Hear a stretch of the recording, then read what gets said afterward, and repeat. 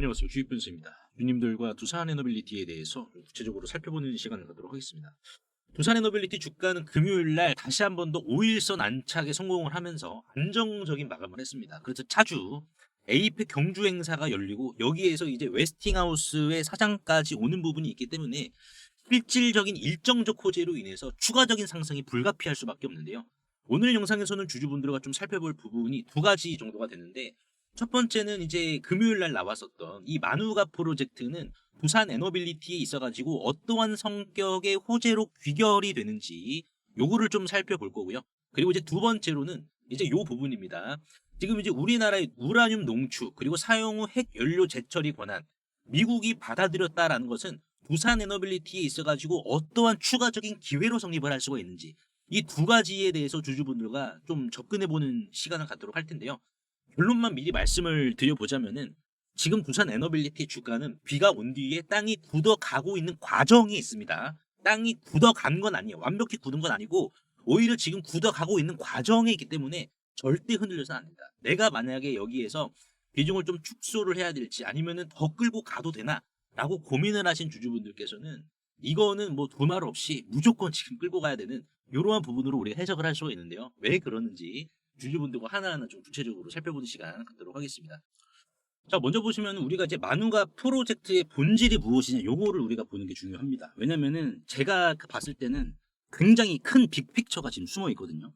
지금 이제 미국 에너지부에서도 우리나라가 제안한 이 마누가 프로젝트에 있어가지고 이제 뭐 바로 거절은 하지 않고 검토를 지금 들어갔다는 부분이, 일단은 이제 에너지부 측의 인터뷰를 통해서 우리가 확인할 수 있는데, 일단은 이 부분입니다. 보시면은 최근 전 세계 원자로가 모두 중국, 러시아 두 나라에 의해서 건설이 됐고, 이런 나라들에게 주도권을 넘기는 것은 미친 짓이라고까지 표현을 했습니다. 그렇다 보니까는 지금 미국도 마찬가지로 원자력 부분은 본인들이 확실하게 주도를 하고 싶은 거예요. 근데 이게 생각은 좋아. 생각은 정말 훌륭한데 중요한 거는 생각만 너무 앞서 나간다는 거예요. 생각만. 아니, 사람이 생각만 앞서 나가면 어떡합니까? 이제 행동도 같이 해줘야지. 그러니까 지금 이제 웨스팅하우스 같은 경우에도 원전 건설을 이제 본격적으로 안 해본 지가 꽤나 됐기 때문에 시공 능력이 현저히 떨어질 수밖에 없고, 근데 여기에서 우리가 더 중요하게 봐야 될 것은 지금 당장 두산이 대형 원전과 SMR 쪽에만 구축이 되어 있지만은, 제가 아까 전에 말씀을 드린 더 큰 빅픽처가 뭐냐면은 미국의 이제 인공태양 프로젝트죠. 핵융합 프로젝트.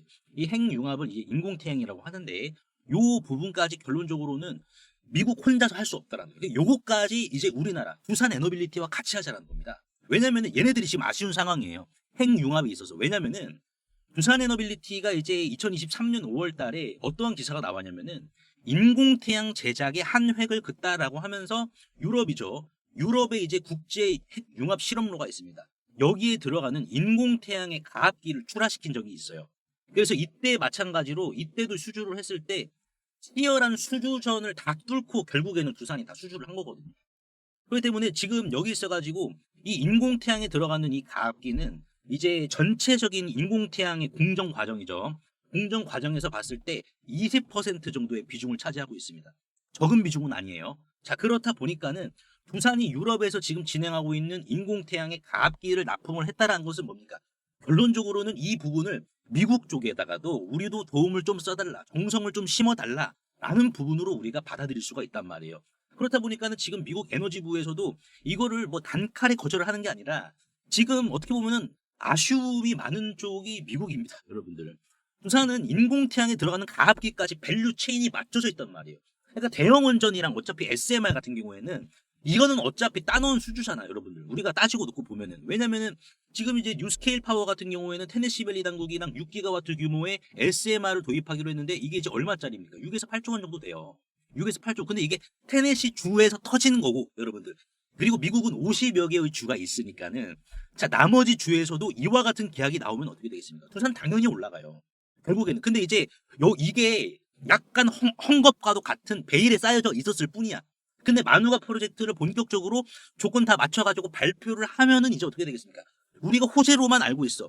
분명 헝겊으로 가려져 있긴 있는데 우리가 딱 보더라도 모양새가 호재야. 그러니까 우리가 이제 투심을 지키고 있었던 거잖아요. 근데 분명히 봐야 될 것은 주가가 아직까지는 헝겊으로 덮여져 있지만 호재인 것은 맞다라고 증명을 해주고 있는데 마누가 프로젝트가 최종적으로 발표가 되면은 이 헝겊이라는 베일이 벗겨지면서 이제 어떻게 됩니까? 반짝반짝거리는 눈부신 호재가 다시 한 번 더 나온다는 거예요. 근데 이 눈부신 호재는 대왕 원전과 SMR이 아니라 꿈의 에너지라고 불리우는 인공태양이란 말이에요. 우리가 이렇게 해석해야 됩니다. 지금 미국은 여러분들 아시다시피 인공태양에 대한 부분에 대해서 지금 뭐 작업 자체가 들어가진 않았어요. 예, 지금 유럽이 생각보다 빠른 상황이고 유럽 다음으로 이제 중국과 러시아입니다. 유럽 다음으로. 그러니까 지금 미국 입장에서는 대형 원전에만 집착을 하는 게 아니에요, 여러분들. 인공태양, 핵 융합 쪽에서도 빨리 지금 치고 나가야 되는데, 빨리빨리 치고 나가야 되는데 지금 그러질 못한다. 하지만 두산은 지금 이 꿈의 에너지라고 불리우는 인공태양 프로젝트에 들어가는 이 가압기, 비중을 무려 이제 20% 이상 차지하는 요 가압기에서도 특화된 이 실력을 보여주고 있기 때문에 오히려 아쉬운 것은 결국에는 미국 쪽이라서 결국엔 어떻게 되겠습니까? 이 마누아 프로젝트 잘 되겠죠, 여러분들. 이 부분을 우리가 봐야 됩니다. 근데 지금 이거를 제가 좀 말씀을 드리는 이유가 그래도 좀 알고 계시면 좋을 것 같아서 제가 좀 이 부분을 발췌해 왔는데 왜냐면은 이게 이제 테네시 밸리 당국이랑 두산의 고객사인 뉴스케일 파워가 이제 계약을 앞두고 있어요. 7에서 8조 원 정도 규모의 이 SMR 6기가 이거 계약을 앞두고 있는데 여기에 이제 약간 이전에 우려했던 부분이 컨퍼런스에서 터졌습니다. 그래서 지금 이 진통은 좀 완화가 됐는데 이제 어떠한 과정을 통해서 진통이 완화됐는지 아시면 좋은 내용이니까 제가 좀 말씀을 드릴 텐데 뉴스케일이 이제 왜 엔트라 원에다가 돈을 주는 거냐 이 부분이 제기가 됐어요. 그러니까 여기에서 이제 엔트라 원이라는 곳이 어떠한 곳이냐면은 이제 뉴스케일 파워와 테네시, 뉴스케일이 있고 여기 이렇게 테네시 밸리 당국이 있습니다. 그럼 얘네 둘이 이제 서로 계약을 해야 돼요. 계약을 해야 되는데 얘네 둘이 계약을 하도록 중간에서 중개해준 애가 바로 이 엔트라 원이 중개를 해준 겁니다. 그러니까 니들 서로 만나서 결혼해. 결혼 중개인이에요. 부동산 중개인 같은 개념이다. 근데 중개인인 것은 좋은데 자 계약이 체결이 되지도 않았는데 왜 돈을 주냐 이거예요. 왜 돈을 주냐. 그래서 지금 뉴스케일 파워는 이거 계약할 가능성이 크다. 그래서 이거를 이제 마일스톤별로 이제 우리 뭐 제약 바이오 로열티 지급하는 것처럼 지급을 해야 된다. 자 근데 돈을 지급을 했는데도 불구하고 만약에 테네시밸리랑 계약이 안 되면은 이 돈 허공에다가 이거 하수구에다가 버리는 거 아니냐. 요렇게 질문이 들어왔는데 지금 이제 뉴스케일 측에서는 다른 프로젝트에서도 사용 가능하다. 그러니까는 만약에 뉴스케일이 테네시밸리와 계약이 나가리가 됐어요. 나가리가 되면은 얘네들이 이제 다른 곳에다가 오히려 바로 계약이 이루어질 수 있는 곳, 바로 계약이 이루어질 수 있는 곳으로 얘네들이 조인이 시켜준다는 거예요. 엔트라온이 중개 파트너니까는. 그래서 이건 사용 가능하니까 날리는 돈이 아니다. 이렇게 지금 언급을 했습니다. 그래서 지금 이 부분이 지난 8월 달에 나오고 약간 좀 지금 잠잠하고 있는 이유가 여기 있다라는 거예요. 그래서 지금 우리가 이러한 부분을 봤을 때 뭐 이러한 부분은 있는데 마누가 프로젝트는 이제 한 발 더 나아가서 미국의 인공태양이라는 미국이 개척해야 돼요. 미지의 이 분야인데 이 미지의 분야를 혼자서 개척하면 불확실하잖아요. 그 가운데에서 두산이 등불을 환하게 밝혀주면은 미국도 꿈의 에너지라고 불리우는 인공태양, 핵융합 요거를 오히려 어떻게 보면은 이제 걸리는 돌불이 없이 넘어지지 않고 순조롭게 갈 수가 있겠죠. 그래서 지금 미국은 잘 봐야 됩니다. 여러분들 포인트 자체가. 자 그러면 여기에서 중요하게 봐야 될 것은 지금 우라늄 농축, 사용 핵연료 재처리 요거를 우리가 포인트로 봐야 되고 왜 우리가 이거를 포인트로 봐야 되냐면은 두산 에너빌리티의 신먹거리이기 때문에 그렇습니다. 아시다시피 지금 두산 에너빌리티가 가스터빈을 신먹거리로 뚫고 그 가스터빈이 데이터 센터뿐만 아니라 이제 지금 전투기 쪽이죠. 전투기 쪽에다가 실제 이제 수출할 이러한 부분도 보여주고 있단 말이에요. 그러니까 얘는 지금 방산 밸류에이션까지 같이 적용이 되어야 될 주식이라는 거예요. 방산 밸류까지 한국 항공우주처럼. 근데 중요한 거는 신먹거리가 하나가 더 늘어나. 그러면 어떻게 되겠습니까? 주가 자체가 고점이 높아질 수밖에 없는 구조적인 흐름으로 이어지는 거예요. 결국 시장이 인정하고 밀어주는 주식이다. 그래서 우리가 요거에 대한 내용을 자세히 봐야 돼요. 두산이 여기 있어가지고 어느 정도 시장을 챙겨가고 이제 여기에서 국내 시장도 열리는데 여기서 두산은 얼마를 가져갈 것이냐 요거를 지켜봐야 되는데 그 전에 제가 이제 두산 에너빌리티 주주분들을 위해서 매일 아침마다 당일 강력한 거래량이 수반이 되어서 급등이 나올 만한 주식을 매일매일 소나기가 오나 눈이 오나 바람이 부나 꾸준하게 제가 좀 공유해드린다라고 약속을 드렸습니다. 그래서 실제 이제 만족할 만큼 성공 투자하고 계시는 두산 에너빌리티 주주분들이 많이 계시는데 요거 제가 잠깐 말씀을 드리면서 두산이 요걸 통해서 이제 어떠한 신먹거리 창출이 가능한지 말씀을 드려볼 테니까요. 끝까지 시청해 주시길 바라겠습니다. 50만 원의 기적 10월 24일 금요일 14일 차에 접어들고 있습니다. 그래서 금요일 같은 경우에는 장 개장하자마자 본의 아니게 좀 잡초를 뽑아주고 시작을 했는데요. 바로 포스코 인터내셔널이었습니다.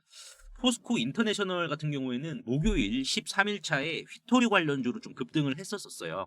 그래서 시장에 좀 오랜만에 부각을 받은 주식이었었고 대왕고래 이후에 슈팅이 나왔기 때문에 뭔가 반가웠습니다. 굉장히. 그래서 목요일날 13일차에 10시 21분 6만원 이하로 포스코 인터내셔널 진입하세요라고 제가 문자로 좀 남겨드렸었습니다. 그래서 차트를 봤을 때 구간이 되겠죠.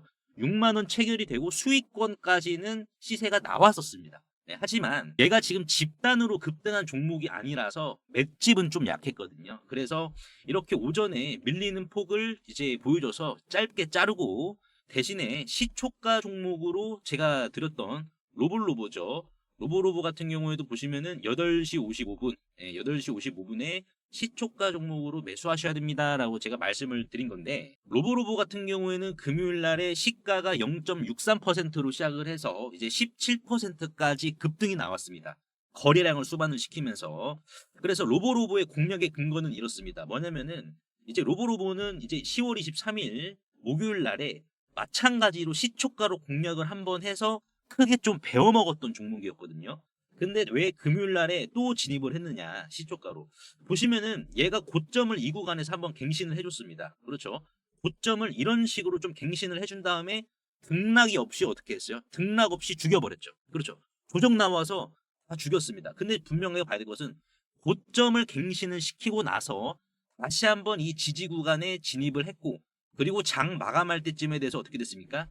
지지 구간을 이탈했던 주가가 다시 안착을 하고 마감을 했거든요. 이런 식으로 안착을 하고 마감을 했습니다. 그래서 이렇게 안착을 하고 마감을 하면은 자, 이 낙폭에 의한 기술적 반등도 요구가 되는 구간이었기 때문에 시초가 종목으로 제가 요렇게 이제 금요일 날이었죠. 8시 55분에 요렇게 좀 남겨드렸고 그리고 나서 슈팅이 나왔는데 이제 금요일 날에 로보로보는 이제 2등주였습니다. 그러니까 대장 로봇주가 이제 로보스타였죠. 로보스타가 좀 강세를 보여줬고 로보로보의 주가도 로보스타와 마찬가지로 어느 정도 좀 키 맞추기를 하겠구나라는 취지로 약간 좀 지속적으로 끌고 갔습니다. 로보스타와 어느 정도 키를 맞춰주는 구간까지 포착을 하고 나서 11,000원이죠. 12시 반 정도 로보로보 11,100원 부근에서 전량 익절하겠습니다 라고 제가 문자로 남겨드렸습니다. 그래서 금요일 같은 경우에는 로보로보를 시초가로 공략을 해서 15.66% 수익금은 21만원을 기록을 했고요.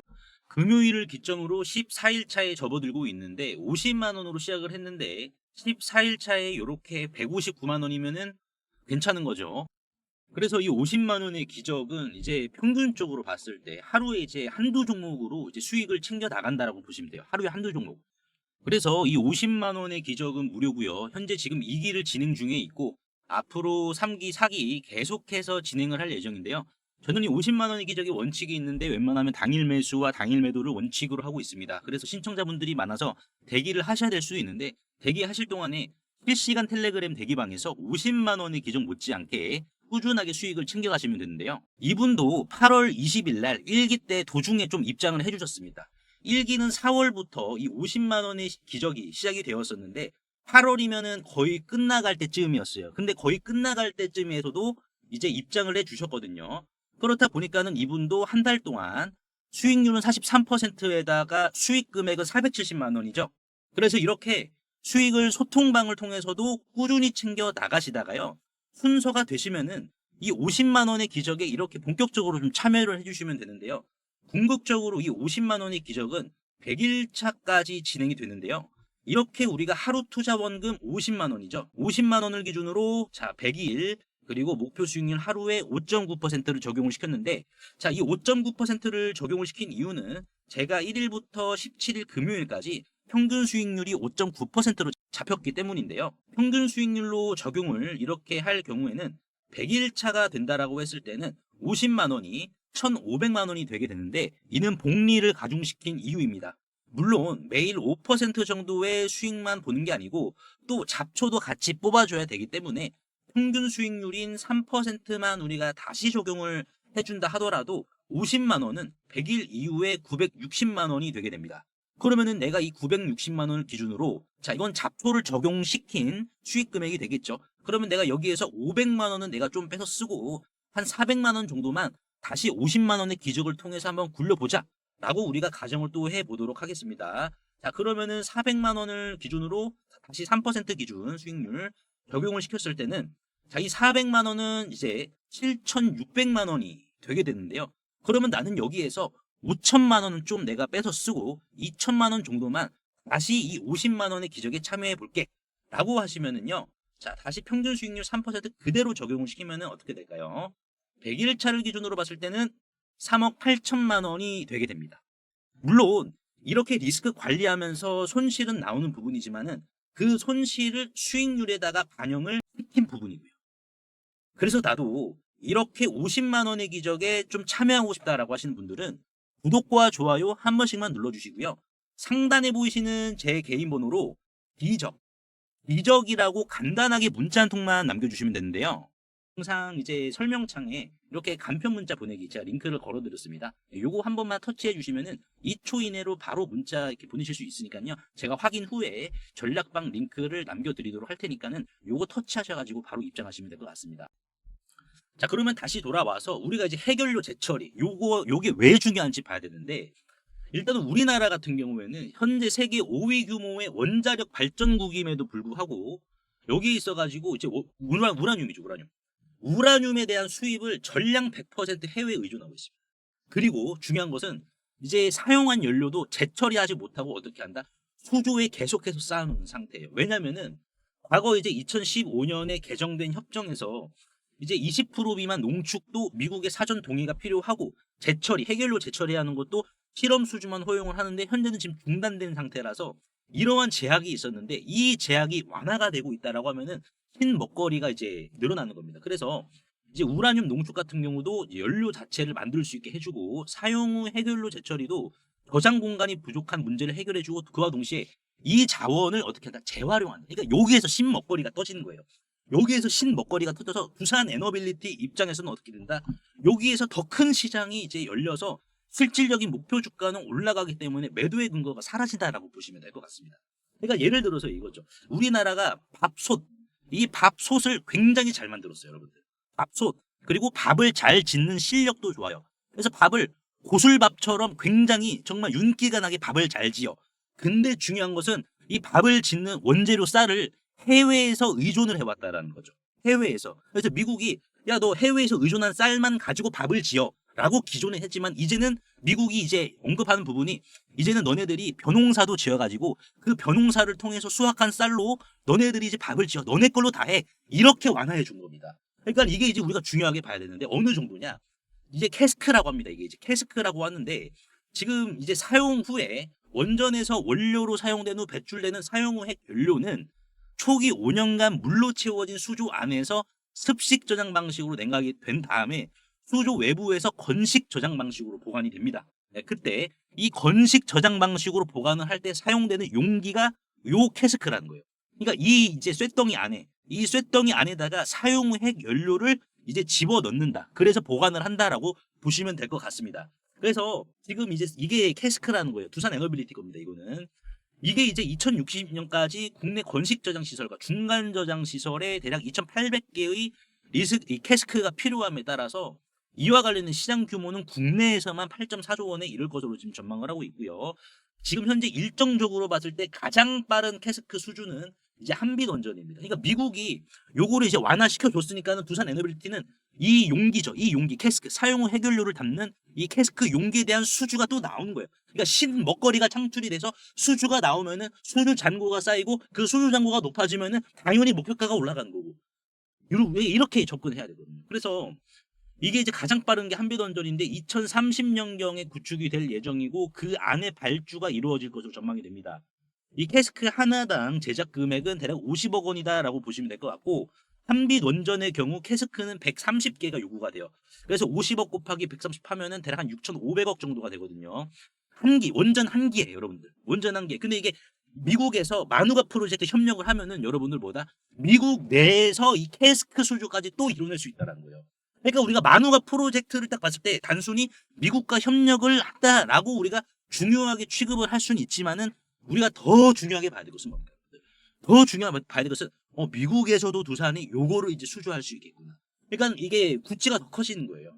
그래서 캐스크 한 기당 사용 후 핵 연료를 37다발 이제 장전을 시켜야 되는 부분이 존재하기 때문에 실질적으로 두산 에너빌리티의 파이가 더 커진다. 그래서 이제 이번 다음 주죠, 여러분들. 아주 이제 경주 에이펙 행사가 열립니다. 예, 이 경주 에이펙 행사가 열리는데 중요하게 봐야 될 것은 이제 원전 마누아 프로젝트에 대한 이제 본격적 발표를 해야 되는데 만약에 이제 우리나라와 미국 간에 관세 협상이 마무리가 되지 않아도 에이펙 행사 기간 중에요. 여기에 대해서 원자력에 대한 이 마누아 프로젝트는 먼저 발표를 할 수가 있습니다. 예, 관세와는 별개로요. 그래서 관세 협상은 늦어지더라도 원자력 관련 협상 마누아 프로젝트는 이렇게 하겠다. 최종적으로 먼저 관세보다 발표할 가능성은 있습니다. 그래서 관세와 같이 발표를 하는 게 아니라 따로 국밥식으로 해가지고 발표를 할 가능성이 지금 매우 높기 때문에 여기에 대한 부분은 우리가 미리 호재 선점해야 되고, 그리고 이제 3분기 실적 발표도 있습니다, 여러분들. 그렇죠? 3분기 실적 발표에서 진짜 예상보다 서프라이즈 영업이익 매출 나온다라고 하면은 어떻게 되겠습니까? 예, 파죽지세로 주가 올라가서 공매도 세력들 급하게 이제 상환하겠죠, 여러분들. 그리고 이제 에이펙 행사에 가빈리우 웨스팅하우스 사장도 방문을 하는 부분이 있어요. 그래서 이제 우리나라와의 이제 웨스팅하우스 합작이죠. 합작에 대해서 이제 어느 정도 본인 웨스팅하우스의 생각을 표현하기도 할 겁니다. 그러면 우리가 이러한 부분까지 볼 때는 지금 우리가 매도의 근거는 없단 말이에요. 흘러가는 상황으로만 놓고 봤을 때. 그래서 오늘 제가 두산 에너빌리티에 대해서 좀 분석을 도와드렸는데 주주분들 도움이 되셨다면 구독과 좋아요 한 번씩만 눌러주시면 대단히 감사하겠습니다. 빌 게이츠가 2박 3일 동안 방한하면서 가장 많이 만난 제약 바이오 회사는 바로 SK 바이오사이언스였습니다. 무려 3차례나 만났는데요. 이는 마치 장터에 와서 수많은 가게가 있는데 한 집 가게만 3번을 갔다라는 겁니다. 괜히 그런 게 아니죠. 분명히 사고 싶은 게 있다는 얘기입니다. 단순 인사치레가 아닌 이 백신에 대한 280조 달러, 한화 약 38개 원 시장에 해당하는 글로벌 백신 투자에 대해서 이야기를 나눴죠. 앞으로 빌 게이츠가 직접 투자 인수할 가능성이 있는 회사들이 따로 숨어 있다라는 사실 아시나요? 빌 게이츠 재단의 투자 철학은 이렇습니다. 감염병, 백신, 희귀질환, 저개발국, 헬스케어 중심 투자입니다. 그래서 단순 돈만 버는 기업보다 세계 보건 문제를 해결할 수 있느냐 여기에 집중을 합니다. 그래서 모더나에 초기 투자를 해서 코로나 때 mRNA 플랫폼이 확산이 되었고요. 그리고 바이오엔텍과 옥스포드대 백신 프로젝트에도 자금을 지원했기 때문에 막대한 백신 프로젝트에 지원을 하고 있습니다. 즉, 빌 게이츠는 세계 보건 위기 해결 가능성이 있는 회사를 집중적으로 고릅니다. 정작 빌 게이츠가 정말 인수하고 싶을 수밖에 없는 기업은 따로 있습니다. 이미 시장에 알려진 ST팜이 아닌 바로 누가 보더라도 이 기업인데요.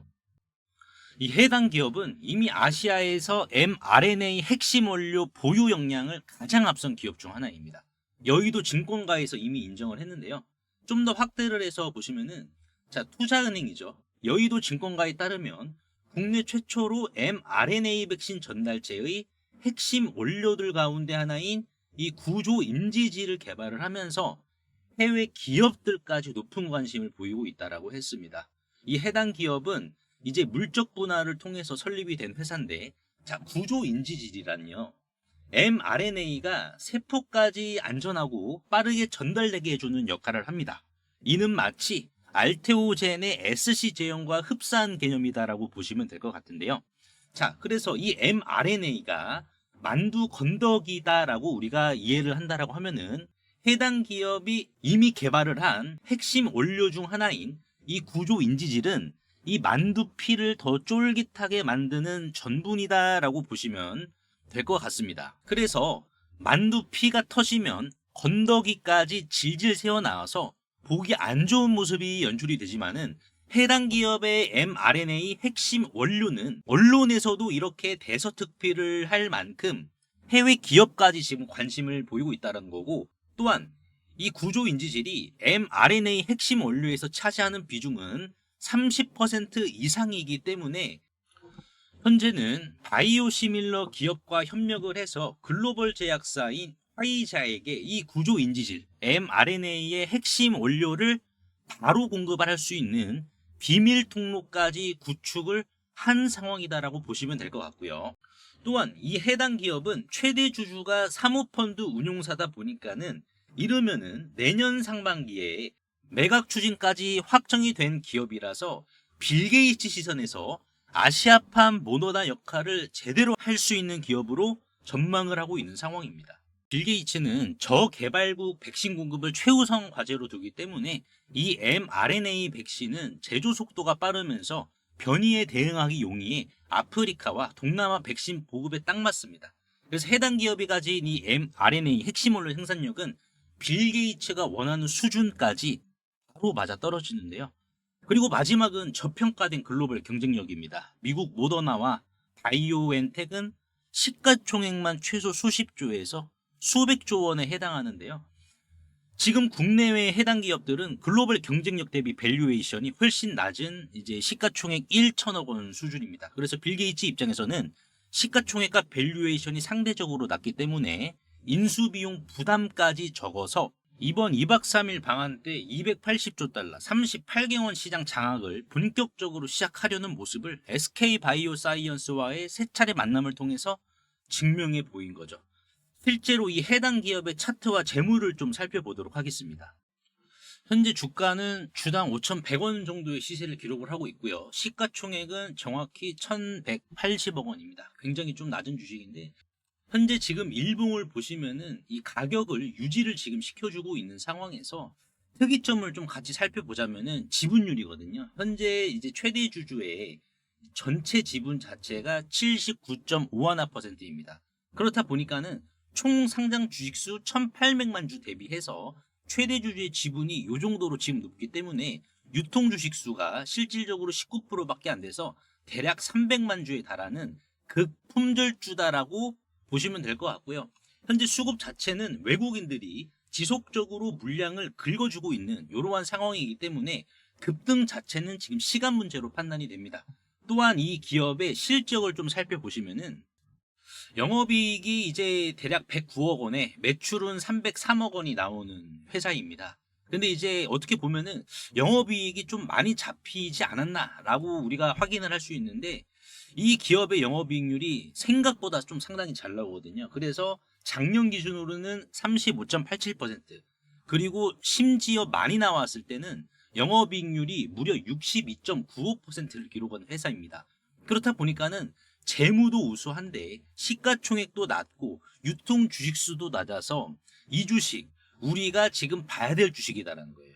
그리고 최근에 이제 mRNA 기술이 이제 우리 몸속에 투입이 될 경우에는 기계적으로 우리 몸 속에서 항암제를 생산해서 최소 지속 시간이 2주 정도죠. 2주라는 사실이 이렇게 지금 밝혀졌습니다. 꿈의 항암제죠. 카테 치료제의 대항마로 급부상을 했거든요. 그래서 항암제로서의 영역을 이 mRNA는 마치 징기스칸처럼 이 영역을 넓혀가고 있다는 것이죠. 빌 게이츠는 이미 mRNA의 위력을 누구보다 잘 알고 있습니다. 그렇다면 아시아에서 mRNA 인프라를 장악하고 싶다면 어디를 살까요? 답은 너무나도 뻔합니다. 해당 기업을 인수하는 순간 빌 게이츠는 한국을 넘어 아시아 전체 백신 공급망을 손에 쥘 수 있게 됩니다. 그래서 상단에 보이시는 제 개인 번호로 꿈이라고 간단하게 문자 한 통만 남겨주시면 해당 기업의 이름이 무엇이고 전망되는 화이자 공급 일정과 그리고 외국계와 기관계에서는 어떻게 평가를 하고 있는지, 매각가는 주당 얼마로 평가될 것으로 전망하고 있는지, 이러한 부분을 보고서 자료로 압축하여 공유해 드릴 테니까 꼭 한번 확인 한번 해보시고요. 100% 무료이기 때문에 부담 없이 확인하셔서 이 긁지 않은 복권주로 여러분들의 큰 부를 만들어 가시길 바라겠습니다. 시청해 주셔서 대단히 감사합니다.